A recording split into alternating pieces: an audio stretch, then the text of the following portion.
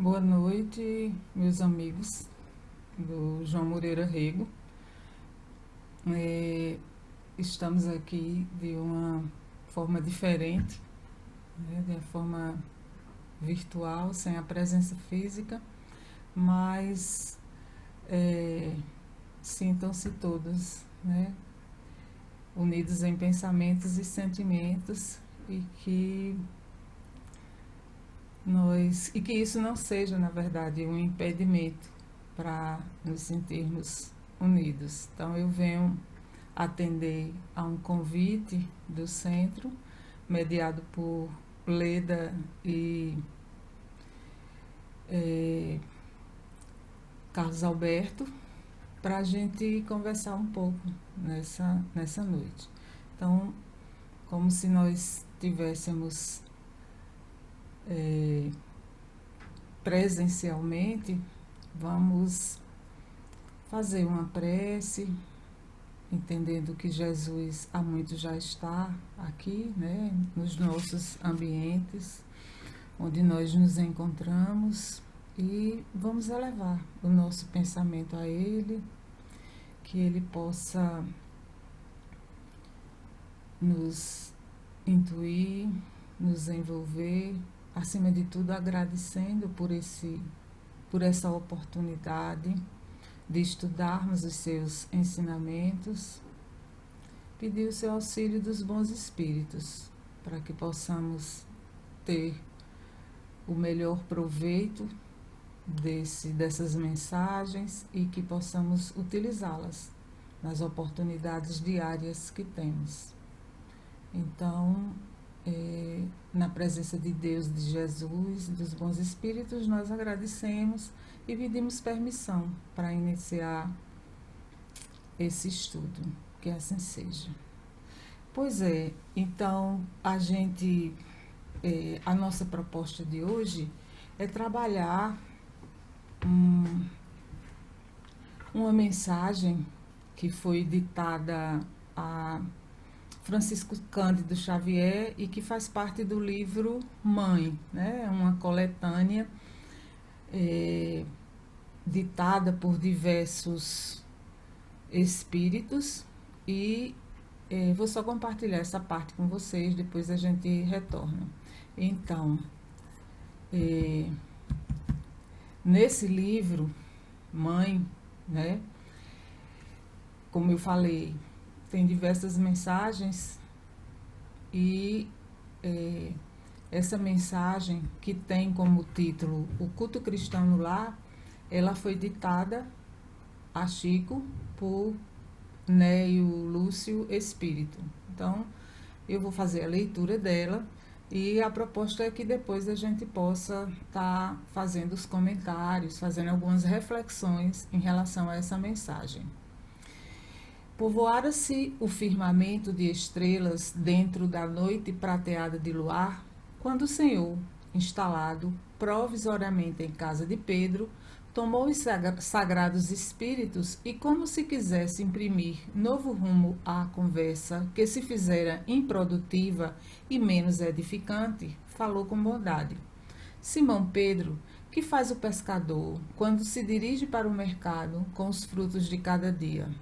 O apóstolo pensou alguns momentos e respondeu hesitante: Mestre, naturalmente escolhemos os peixes melhores. Ninguém compra resíduos da pesca. Jesus sorriu e perguntou de novo: E o oleiro, que faz para atender à tarefa a que se propõe? Certamente, senhor, redarguiu o pescador intrigado. Modela o barro, imprimindo-lhe a forma que deseja. O amigo celeste, de olhar compassivo e fulgurante, insistiu: E como procede o carpinteiro para alcançar o trabalho que pretende? O interlocutor, muito simples, informou sem vacilar: Lavará a madeira, usará o enxo e o serrote, o martelo e o formão. De outro modo, não aperfeiçoaria a peça bruta. Calou-se Jesus por alguns instantes e aduziu: Assim também é o lar diante do mundo. O berço doméstico é a primeira escola e o primeiro templo da alma. A casa do homem é a legítima exportadora de caracteres para a vida comum. Se o negociante seleciona a mercadoria, se o marceneiro não consegue fazer um barco sem aperfeiçoar a madeira aos seus propósitos, como esperar uma comunidade segura e tranquila sem que o lar se aperfeiçoe? A paz do mundo começa sob as telhas a que nos acolhemos. Se não aprendemos a viver em paz entre quatro paredes, como aguardar a harmonia das nações? Se não nos habituamos a amar o irmão mais próximo, associado à nossa luta de cada dia, como respeitar o eterno Pai que nos parece distante? Jesus relanceou o olhar pela sala modesta, fez pequeno intervalo e continuou. Pedro, acendamos aqui, em torno de quantos nos procuram a assistência fraterna, uma claridade nova.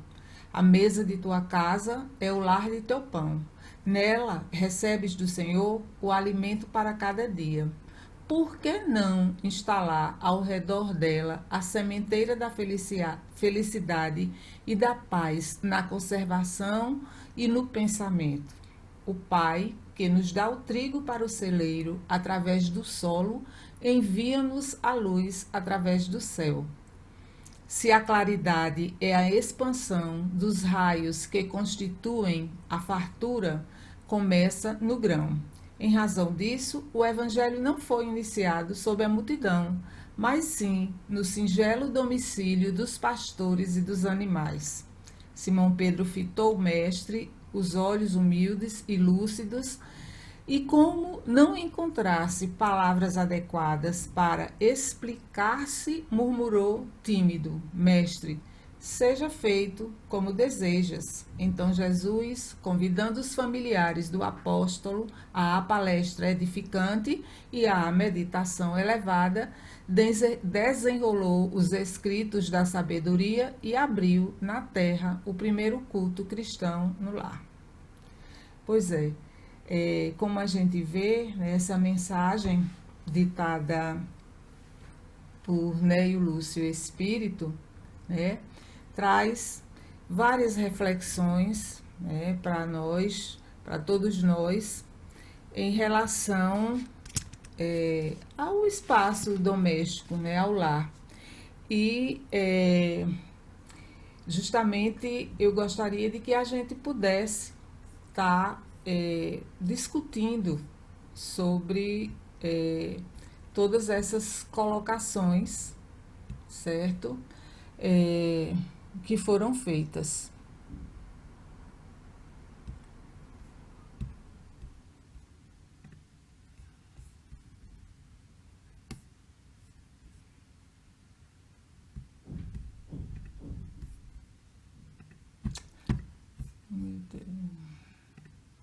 Então, desculpem aí, mas a questão da tecnologia, às vezes a gente se atrapalha. Então, a gente vai analisar, né, que Jesus, durante toda a vida dele, né, toda a sua trajetória, ele sempre aproveitou todas as oportunidades para orientar e utilizando a sua pedagogia como uma pedagogia do amor, né, como a gente diria hoje, usando metodologias ativas, ele usava todas as estratégias possíveis para que seu aluno, né, pudesse compreender a sua mensagem. Então, ele problematizava, ele fazia analogias, ele usava metáforas, ele aproveitava, inclusive, o conhecimento do senso comum para que as pessoas pudessem compreender a sua mensagem. Às vezes, nem todos compreendiam, mas o intuito era esse. Então, logo no início, ele fala, né, faz justamente essas reflexões e comparações. Ele fala: se o negociante seleciona a mercadoria, o oleiro prepara o barro, né? O marceneiro a madeira, então, e trazia essa discussão para o espaço doméstico, para o lar, né? Então, provavelmente, justamente o que ele quis dizer, colocar, né, que ele chamava de negociante, né, o de marceneiro, o de oleiro, né, nós, os responsáveis, os pais, outras pessoas que se colocam na responsabilidade de orientar outras pessoas, sobretudo as crianças, e principalmente através do exemplo, né? Então, cada um desses ofícios que Jesus utilizou para problematizar, né, para Pedro, eles tinham uma meta, né, ou uma tarefa a cumprir. E no lar, as pessoas também têm uma meta, têm uma tarefa a cumprir, né? Todos esses, eles buscavam maneiras de vender um melhor produto, um produto de qualidade, né? Esculpir a melhor escultura, lapidar peças brutas, né? Do contrário, eles não iriam atingir, como não se atingirá também os objetivos e os compromissos assumidos de contribuir para que as pessoas possam se melhorar moralmente, né? E Jesus diz que assim é o lar diante do mundo. Ele chama esse ambiente doméstico de primeira escola e o primeiro templo da alma, como ele coloca. E ele leva Pedro a refletir, ele provoca no sentido de estimular Pedro a refletir. E aí ele diz: como esperar uma comunidade segura e tranquila sem que o lar se aperfeiçoe, né? Aqui estamos em uma nova oportunidade, né, reencarnatória, para podermos nos melhorar moralmente. E aí eu questiono também, né, como exigir das crianças, né, exigir que elas aprendam a ser responsáveis, a respeitar, a ser gentis, amorosas, sem que se dê o exemplo, né? Sem que os responsáveis por elas, podem ser os pais biológicos ou não, mas sem que se dê esse exemplo, né? Então, em analogia, é como se elas fossem a madeira que precisa ser esculpida, ou barro que precisa ser modelado, ou um diamante bruto que precisa ser lapidado. Então, é pertinente que a gente também recorra, né, à própria origem, a etimologia da palavra, né, lar. A palavra lar, em romano, né, na verdade, ela significava, era o nome que era dado aos os deuses romanos cuidadores do ambiente doméstico, ou cuidadores dos domicílios, eram os lares, daí lar. E daí também lareira, né? Lareira é que aquece, que acolhe, né? Então, daí o termo o lar, que significa espaço de quê? De morada, né? Como espaço de cuidado recíproco, como lugar de trocas também entre seus membros, o lugar em que a confiança ela vai contribuir para a segurança dos seus membros através, por meio do diálogo, né, um compartilhamento de emoções, da ajuda mútua. Tudo isso o espaço doméstico vai contribuir. Tem um livro que eu consulto muito, na verdade, Ele é resultado da tese dessa autora, é Ângela Diose, e que ele tem como título Entre o Dito e o Não Dito, da percepção à expressão comunicacional, e onde ela trata justamente desse espaço de convivência, do cotidiano das famílias, né? E ela diz que esse é um espaço marcado por valores, é um espaço muito particular, né, de convivência, de compartilhamento, e que é nesse espaço onde cada família, através dos seus ditos, dos seus não ditos, das suas renúncias, mas é nesse espaço que cada família, né, constrói a sua memória. Então, esse espaço que foi concedido por Deus é, na verdade, uma grande oportunidade de crescimento, de ajustamento, de resolução de conflitos, de resgates. Então, é um espaço de grande oportunidade para o melhoramento de todos os seus membros. E voltando ao texto, Jesus ele falava e falou muito nesse texto na paz, né? Ele diz a Pedro que a paz do mundo começa entre quatro paredes, sob as telhas a que nos acolhemos, né? O lar, né?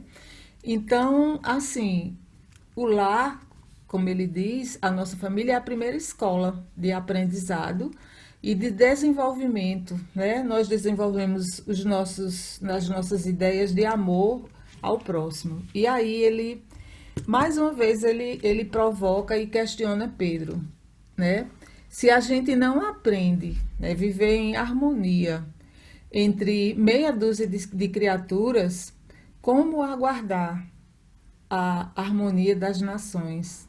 As nações, elas são feitas, são constituídas de cidadãos, né, que vivem nesse pequeno espaço, mas que saem desse pequeno espaço para viver em sociedade, em comunidade. Como a gente levar essa harmonia, essa paz, para contribuir com a paz do mundo, se nós não conseguimos, nesse pequeno ambiente,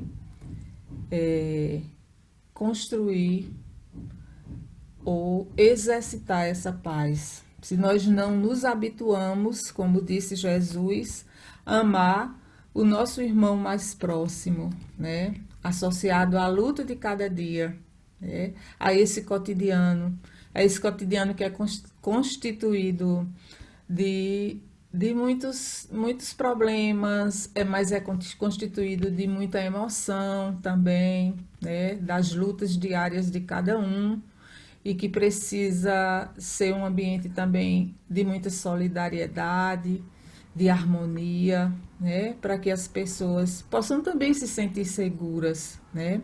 Então, ele diz justamente isso. Se a gente não consegue, né, amar esse pequeno núcleo, né, das nossas lutas diárias, do nosso convívio diário, como respeitar o eterno Pai, que nos parece tão distante, né?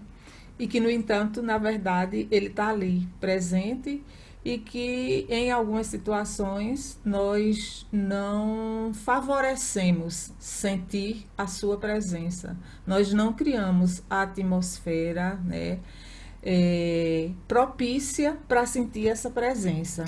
E aí eu pergunto, se nós não tivermos estrutura, né, e condição de fazermos isso nesse espaço, como pretendemos essa paz, né? Se julgarmos quantas vezes, né, na convivência diária, nós, ao invés de compreender mais, apenas acusamos, né, e não desconsideramos as pessoas, não temos tanta paciência, né? Então, realmente fica difícil da gente ter essa prática. No dia a dia, nós utilizamos algumas máscaras até para nos defendermos, né? Mas isso flui, né? Se você vive em harmonia, é, você consegue é, expressar isso de alguma maneira, certo? E o contrário também. Então, Jesus fala aí, na verdade, da lei do amor, e ele fala das leis morais também, né? Esse nosso guia, o nosso caminho, tá certo? O nosso caminho nessa construção de sermos pessoas melhores, de sermos pessoas de bem, né? Então, é uma trajetória que a gente vai, na verdade, um caminho que a gente tem a trilhar, mas que a gente não pode chegar, né, a esse ideal que a gente quer, essa aproximação com o nosso Pai, se nós não trilharmos esse caminho pautado nas leis morais, né? Para que a gente avance nessa jornada evolutiva, nós encontrando as saídas para as nossas dificuldades e combater as nossas más inclinações com muito esforço, né? Nós precisamos realmente seguir essas leis naturais. E aí eu gostaria também, eu acho que é bastante oportuno, da mesma maneira que a gente é, compreendeu a etimologia da palavra lar, é importante que a gente também lembre o que significa, de onde se originou a palavra família, né? Então, família, ela vem do grego famulus, que significa o quê? Significa servo ou escravo doméstico. E isso remete o quê? Ao trabalho. Então, o lar, a família, é um espaço de trabalho, é um espaço de plantar sementes, é um espaço, voltando à analogia de Jesus, de esculpir madeira, né? É um espaço de moldar barro e é um espaço de lapidar diamantes, né? Então, a gente vai compreendendo que o culto do evangelho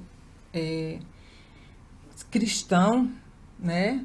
O culto cristão no lar, como Jesus falou, ele ele precisa ser uma prática de todas as famílias e ele não surgiu ali naquela hora, mas ele surgiu é, na manjedoura, né? Daquela forma simples, com poucos, com a maior simplicidade material que a gente possa compreender, e foi ali que ela surgiu. Então, a respeito disso, eu gostaria só eu acho que é pertinente a gente lembrar o que Emmanuel nos recomenda no livro O Evangelho no Lar. Ele esclarece assim: o culto do Evangelho no lar não é uma inovação, é uma necessidade em toda parte onde o cristianismo lance raízes de aperfeiçoamento e sublimação.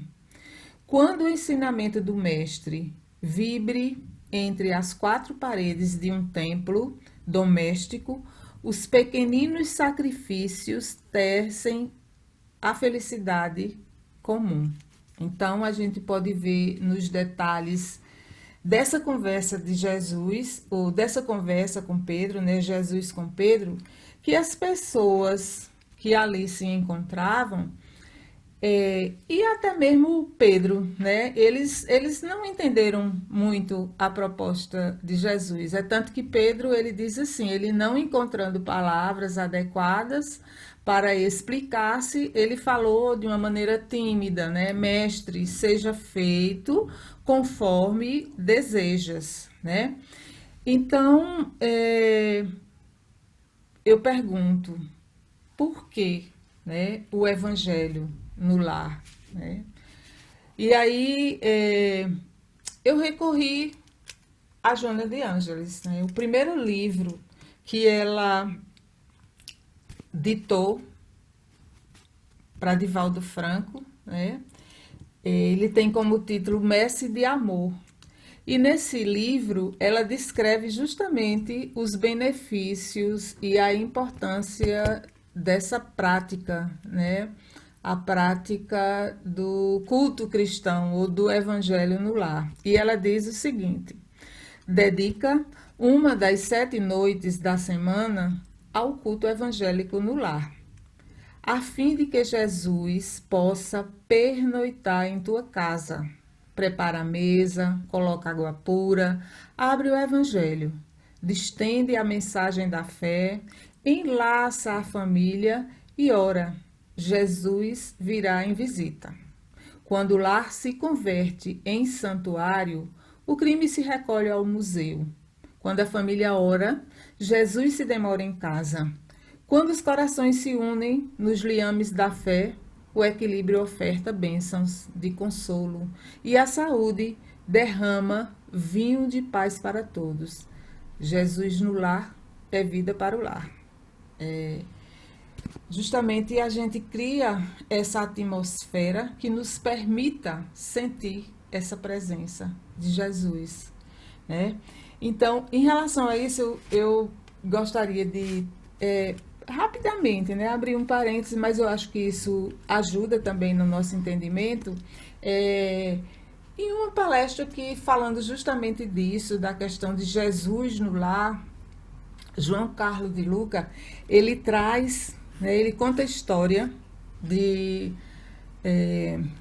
um homem em uma cidade, um homem que estava passando por muitos problemas, né, na família. Ele estava muito insatisfeito com a família e, por conta disso, por sinal, estava desempregado e, por conta disso, ele começou a beber muito, né?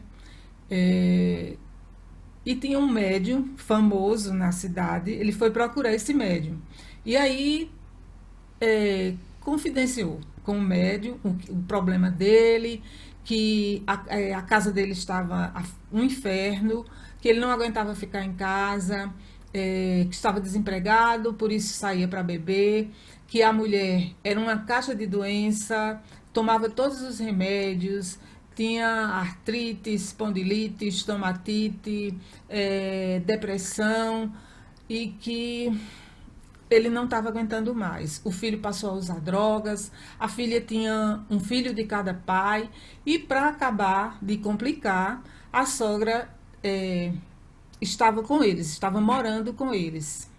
Aí o médium foi, orou na cabeça dele e falou para ele que algo grave, né? O que estava acontecendo na casa dele era muito grave, certo? Por quê? Porque o que eles estavam fazendo era grave. E o homem ficou muito atento, preocupado, sem saber o que era essa gravidade. Aí o médium falou para eles: olha, Jesus está na terra, e se nós o encontrássemos, nós iríamos matá-lo outra vez. E o que está acontecendo é que Jesus está na casa de vocês, e vocês estão maltratando Jesus. O homem ficou muito surpreso, muito assim, tenso e desesperado, né? E perguntou a ele: mas como que Jesus está na minha casa e a gente está maltratando Jesus? Aí ele disse: sim, ele está lá disfarçado, né, em um de vocês, e você vai e descubra. Ele chegou, reuniu toda a família e passou, né? Passou isso, relatou o que tinha acontecido, o que tinha ocorrido, e disse: Jesus está disfarçado em um de vocês. Por favor, diga quem é. Se pronuncie, se apresente, porque nós estamos maltratando Jesus. Aí ninguém disse quem era, né? Ele não conseguiu descobrir quem era. Voltou lá no médium, o médium falou para ele: descubra, vá lá, veja, aborde as pessoas, veja como é que as coisas andam e descubra. Aí ele começou, tá certo, já que eu tenho que fazer, eu vou começar pelo mais difícil, vou começar pela sogra. Amanheceu o dia, levou um café para a sogra muito desconfiada, disse para ele: tome primeiro. Aí ele tomou, aí a sogra aceitou o café, no outro dia já levou um saco de café com pão quente, para a esposa ele não tinha dinheiro, queria comprar algum presente, não tinha dinheiro, foi ao campo, trouxe flores do campo, falou com ela, disse que realmente não estava tratando ela muito bem, mas que a amava. E foi falar também com o filho e com a filha, que eles eram os filhos amados, etc. E que o que acontecia era porque ele, na verdade, por toda essa crise que ele estava atravessando. Bem, para resumir, ele retorna, né, ao médium e diz que a situação realmente está diferente, né, que todos estão melhores, estão mais transformados.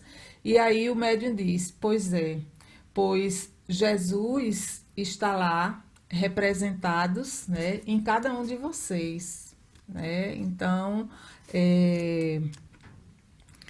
e aí o homem retorna, né, à família e eles passam a viver uma nova história de transformação, de compreensão, certo? E de se sentir mais juntos, né? Mas aí, retornando ao texto de Joana de Ângeles, ela nos diz que não te afastes da linha direcional do Evangelho entre os teus familiares. Continua orando fiel, estudando com os teus filhos e com aqueles a quem amas as diretrizes do Mestre. E, quanto possível, debate os problemas que te afligem à luz clara da mensagem da Boa Nova. Examina as dificuldades que te perturbam ante a inspiração consoladora do Cristo. Não demandes a rua nessa noite, senão para inevitáveis deveres que não possa adiar. Demora-te do lar, para que o divino hóspede aí também se possa demorar. E quando as luzes se apagarem à hora do repouso, ora mais uma vez, comungando com ele, como ele procura fazer, a fim de que, ligado a ti, possas, em casa, uma vez por semana, em 7 noites, ter Jesus contigo, né? Então, que aqueles instantes, como é que a gente traduz isso? Que aqueles instantes em que estaremos reunidos, né, fazendo uma leitura, fazendo reflexões, que a gente não desperdice aqueles instantes, né, de esclarecimentos, saindo, dispersando aquelas energias, né, tão salutares. Então a gente vê que o Evangelho, ele é luz, ele é o esclarecimento, na verdade, que nos liberta da ignorância, né? É um eixo que orienta. Então, Jesus também, no seu diálogo com Pedro, ele fala muito assim, né? Ele fala sobre plantar sementes. Ele indaga Pedro e diz o seguinte: por que não instalamos na nossa mesa a sementeira da felicidade, de pensamentos edificantes? E sugere justamente instalar na mesa de Pedro. Claro, ele fala do pão material, mas ele fala justamente de plantar sementes do bem que alimentam o espírito, né?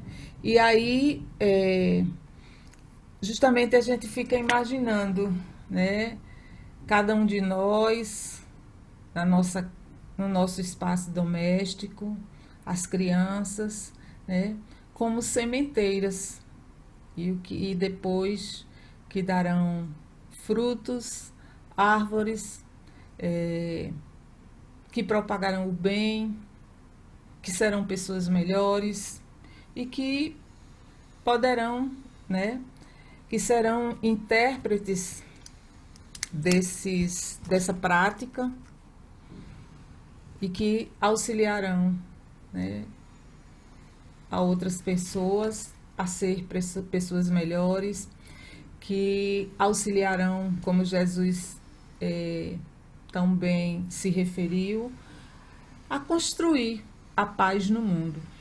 E aí Jesus também convida Pedro para ali acender uma claridade nova, né? E a que claridade ele se referiu, né? A orientação que ilumina, a orientação justamente que dá esclarecimento, né? Porque, como eu já falei, ela desvela a ignorância, né? E nos faz seguir, né, do lado do bem, certo? Então, a gente precisa agir nessa primeira escola, né, como Jesus também disse, certo? De uma forma harmoniosa, né, nesse contexto familiar. Ele é o maior local de propagação do amor, né? Se nós nos dispusermos, né, a conviver, a compreender e a renunciar também. Emmanuel também nos diz que a casa do homem é a legítima escola, exportadoras de caracteres para a vida comum, certo?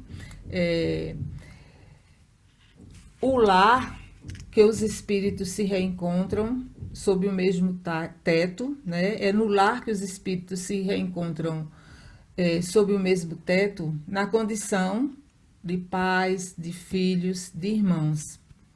Emmanuel nos diz que é nesse ambiente, né, que são oferecidos as oportunidades de novo aprendizado moral, possibilitando aos reencarnados exercitarem campo afetivo, a fraternidade, certo? A solidariedade, sentimentos derivados do amor. Então, a função educadora e regeneradora da família é extremamente delicada e importante quando se atribui à reencarnação a oportunidade de quê? De ascensão na escola evolutiva através de novas experiências no campo intelectual e moral. E aí Emmanuel ele segue nos dizendo que a melhor escola ainda é o lar, onde a criatura deve receber as bases do sentimento e do caráter. Então, Jesus ele também deixa muito claro, e a gente vai encontrar isso em Paulo, quando diz o seguinte: o evangelho seria levado para todos os lares do mundo, e cada lar transformar-se-ia, né, num verdadeiro num verdadeiro templo de Cristo, certo? Então, algumas reflexões, né, em relação por que, né, a gente realizar, né, depois disso tudo, por que a gente realizar o evangelho no lar, né? A gente precisa de orientações evangélicas, né? Tá claro, para nos prepararmos para enfrentar o desconhecido, né? Aquilo que está por vir, que nós não sabemos, né? Mas enfrentar sem desespero, enfrentar com confiança, né? E aí eu pergunto, o que seria aceitar esse evangelho? Seria essa meia hora que a gente seleciona entre os 7 dias da semana, que a gente se reúne, faz uma leitura do texto bíblico, algumas reflexões, vibrações, seria isso, né? E só para a gente entender que não é somente naquele instante, né? Ao contrário, o convite de Jesus é que isso seja uma prática de todos os dias e que isso nos auxilie, né, a nos melhorarmos moralmente, a sermos agentes, divulgadores também do seu evangelho. Então, em relação, né, ao evangelho ou ao culto cristão no lar,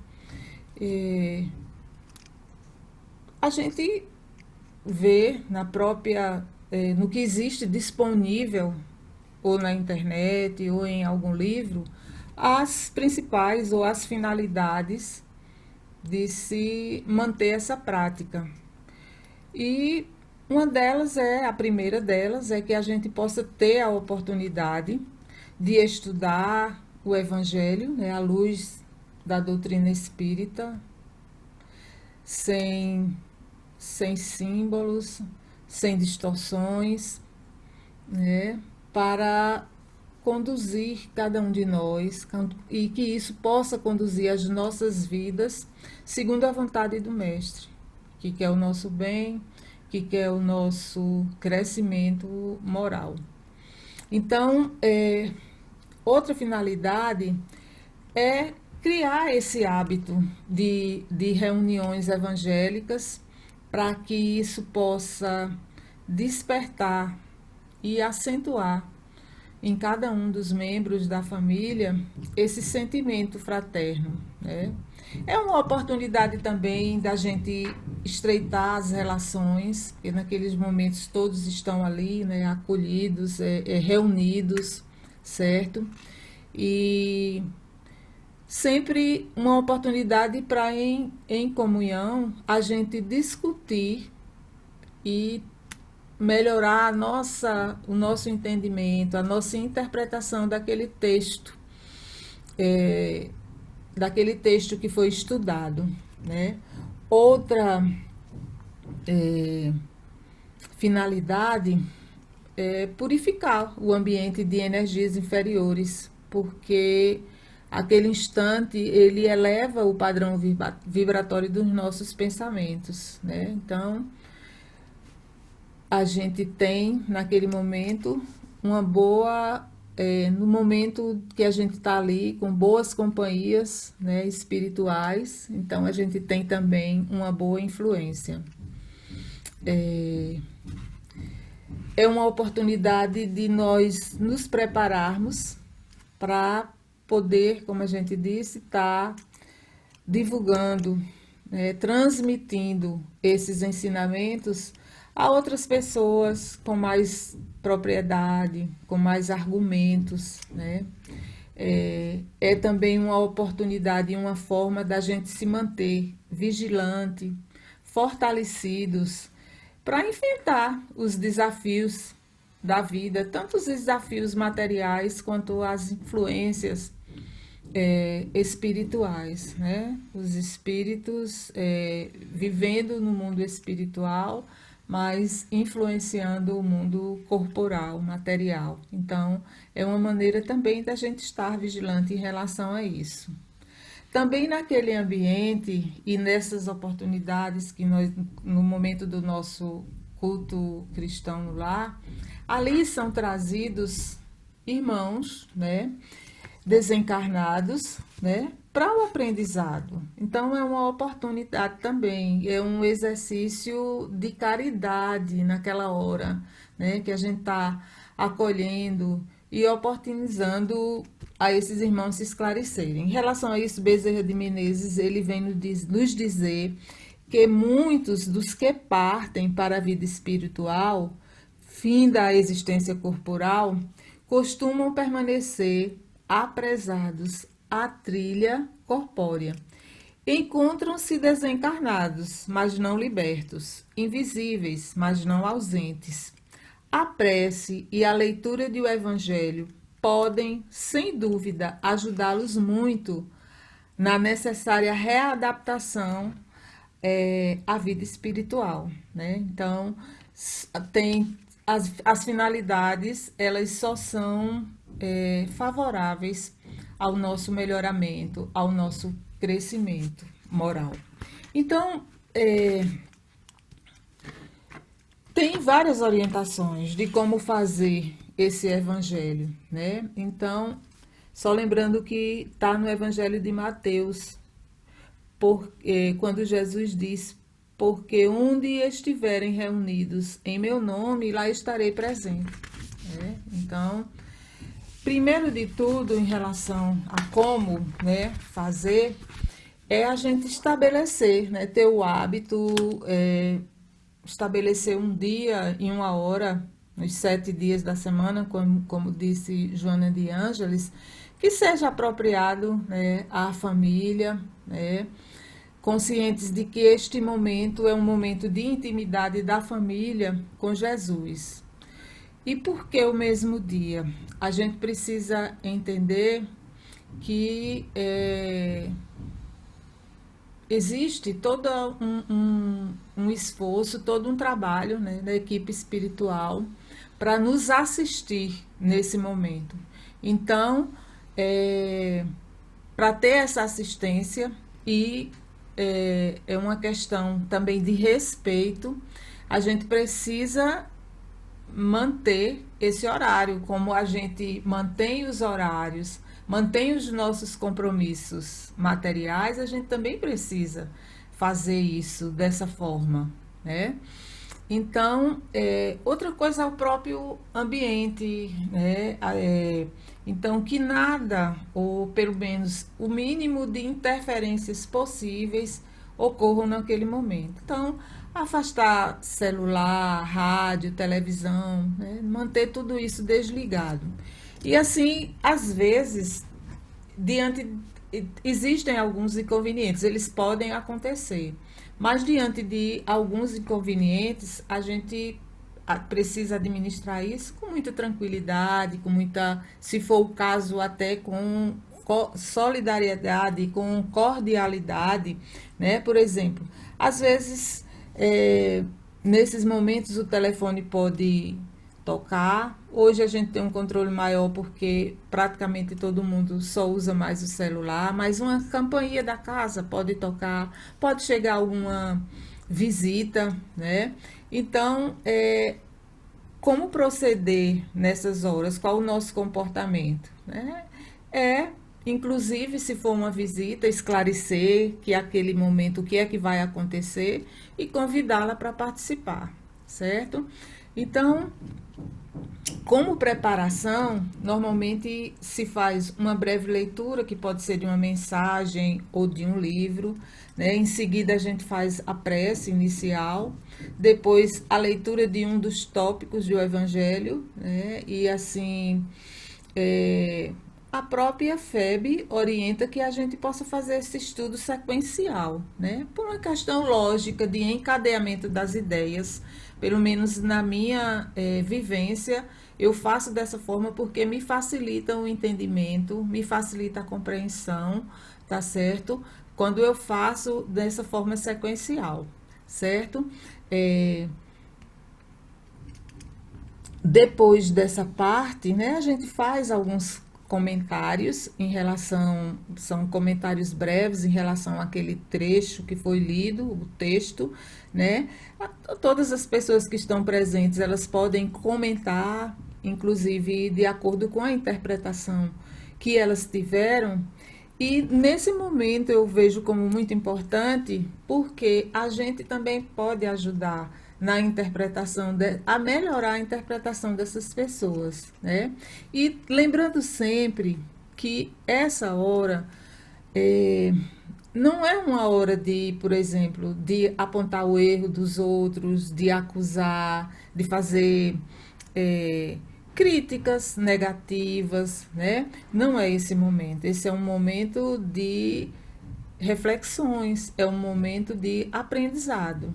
Passado esse momento, tem um momento que eu acho que é um ponto muito importante, muito forte do Evangelho, que é o momento das vibrações, né? São as vibrações de positividade, é o momento da gente doar nossos pensamentos. Então, Se é um momento de doação, é um momento de caridade, né? E todos nós podemos doar algo, né, ao próximo, né? Doar bons pensamentos, uma palavra de ânimo, né, energias.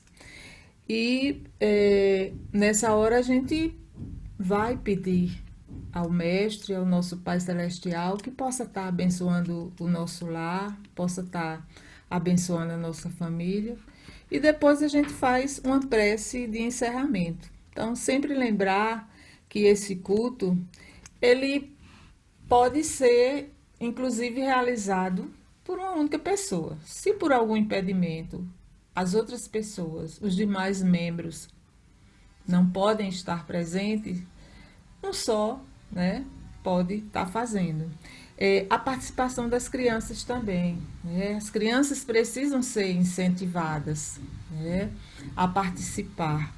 E é uma riqueza muito grande, cada uma do seu jeito, mas elas participam.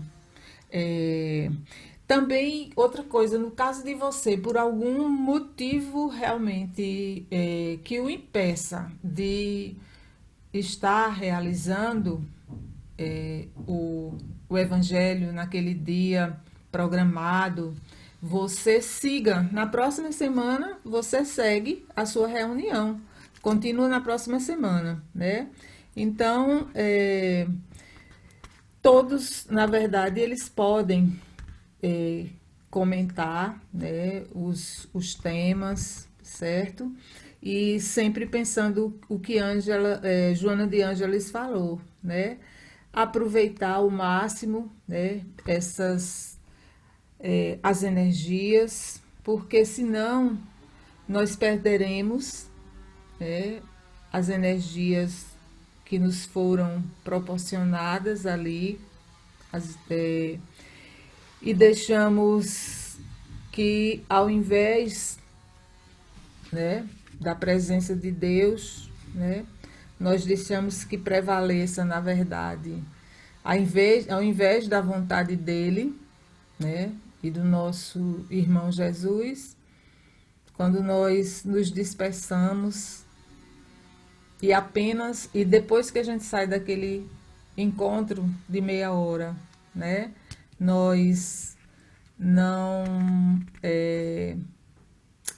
nós não zelamos, né, ou não cultivamos aquelas mensagens e aquelas boas energias, nós estamos deixando que prevaleça a nossa vontade e não a vontade de Deus, né? Então, tem ainda outra questão que eu fiz uma anotação, certo? Em relação ainda, certo, ao que Joana de Ângeles nos coloca. Ela, ela nos diz que ela vem nos dizer aqui no finalzinho, tem só um pouquinho de paciência, ela diz o seguinte: ela nos diz que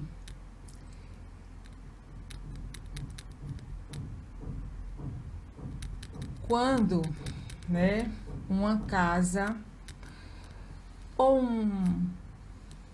um apartamento, né, em um prédio de muitos andares é feito o evangelho, todos são beneficiados, né? Então, toda aquela energia, ela se propaga. É isso que ela diz: não te afastes da linha direcional do evangelho entre os teus familiares. Continua orando fiel, estudando com teus filhos e com aqueles a quem amas, as diretrizes do Mestre. Quanto possível, debate os problemas que te afligem à luz clara da mensagem da Boa Nova e examina as dificuldades que te perturbam ante a inspiração consoladora de Jesus.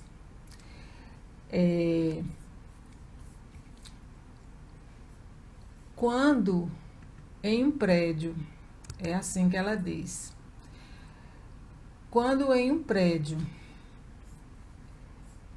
em um apartamento, né, se pratica o evangelho, todo o entorno é beneficiado, né? Então, isso é para a gente poder compreender como Jesus falou, essa prática, né, do culto cristão no lar, ela só traz benefícios, né? Então, que isso nos sirva como guia e eu deixo aqui o meu agradecimento por essa oportunidade de estar com vocês, né? Que sempre será um prazer poder estar com vocês, né? E sempre pensar que onde nós estivermos reunidos, Jesus está conosco, onde nós estivermos em sintonia, né, nós sentiremos a presença dele, né? E por isso nós agradecemos por mais essa oportunidade, como eu falei, certo? De poder estar compartilhando, conversando um pouco com vocês sobre isso, né? E não deixemos, sobretudo agora, em tudo que vivenciamos, que o desânimo, né, realmente prevaleça em nós, que nós possamos confiar em Deus, confiar em Jesus. Só Jesus e Deus são luzes, né? Só eles iluminam. E por isso eles iluminarão o nosso caminho e nos darão paz e harmonia. Muita paz a todos e muito obrigada mais uma vez.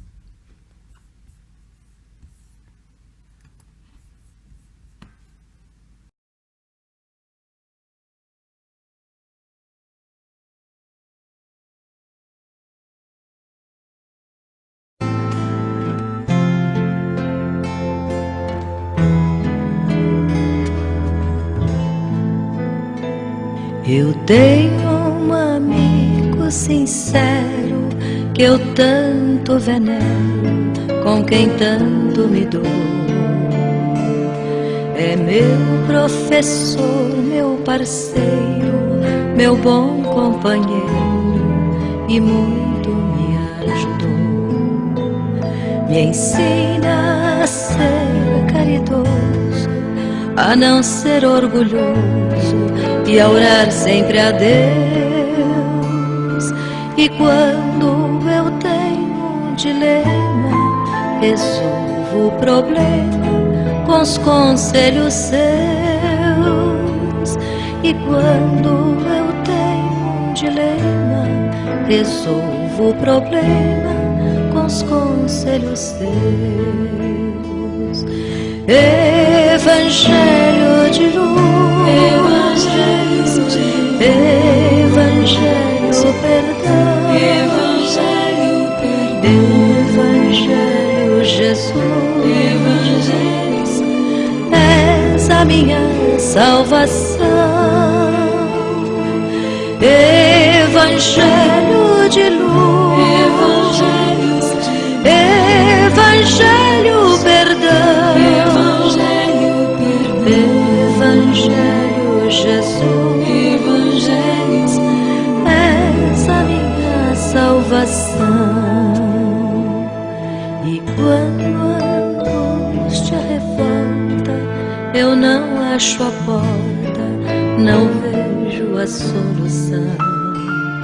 É Ele, o amigo adorado, que está sempre ao meu lado e me traz a consolação. Se choro ou preciso socorro, a Ele recorro e por feliz me dou. Ele é o Evangelho novo, é a mensagem que ao povo o Cristo deixou. Ele é o Evangelho novo, é a mensagem que ao povo o Cristo deixou.